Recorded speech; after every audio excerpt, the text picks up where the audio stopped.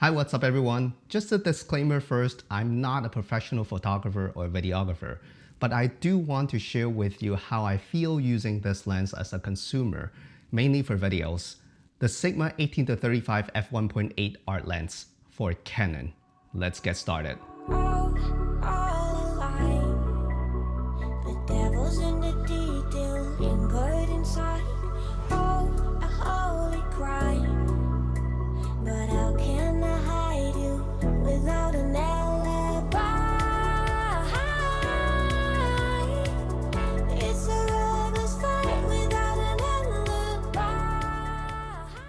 This is definitely one of the most popular cross-platform consumer lenses ever made.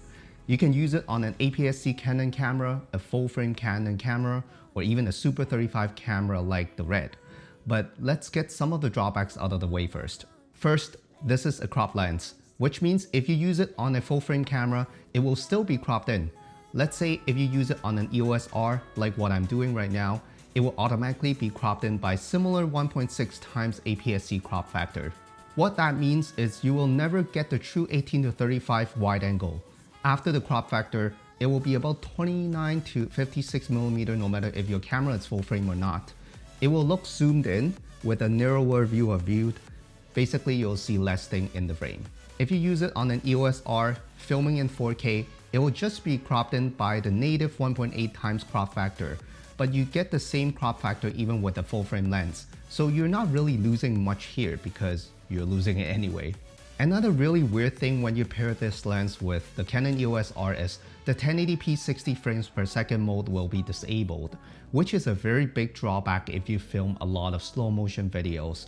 720p at 60 frames per second is still available, but that's not the quality I would like to use unless I have to, so keep that in mind. A couple more small things I wish they could do better. First, the focus ring and the zoom ring are kind of loose compared to my Canon and Sony lenses. Don't get me wrong, they are very smooth. Just missing that little stiffness, and that makes the lens feel kind of cheap. The last drawback of this lens is the lens is very heavy compared to other lenses. I guess it helps stabilizing your shots. Oh yes, this lens does not have built-in stabilization, which can be hard to use for some people. But if it comes with stabilization, the lens will be much bigger and more expensive. Okay, that's a lot of complaints, but I still love this lens because of one major thing. This lens is super sharp. Compared to my Canon L lenses, this lens is just a lot sharper even when it's wide open at f1.8. Here are some video samples.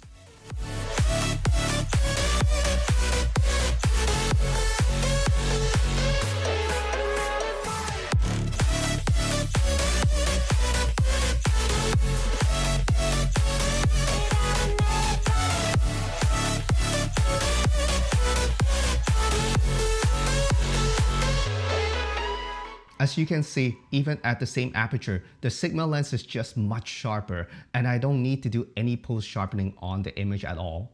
The second reason is the nice f1.8 aperture of this lens that gives me a very nice separation of me to the background, and of course the very nice bokeh.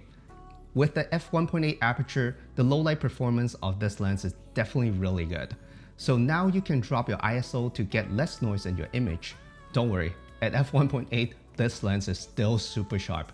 I'm filming at f1.8 right now without sharpening. Also, the minimum focus distance of this lens is very close. At 18mm f1.8, you can practically focus at about 6 inches away from the object. You can almost use it as a macro lens. I don't know if it is just me or if this lens is giving a very cinematic look to the image. I tried filming with another lens with the same angle and aperture and same framing, but the image from the Sigma lens just looked different. Not sure about you, but I really like it. Another nice thing about this lens is the small size. Yes, it is heavy, but it is very compact compared to a lot of zoom lenses. The last thing, but definitely not the least good thing about this lens is the price. At less than $700 US, you get a sharp image, great low light performance, great bokeh, a decent zoom range lens.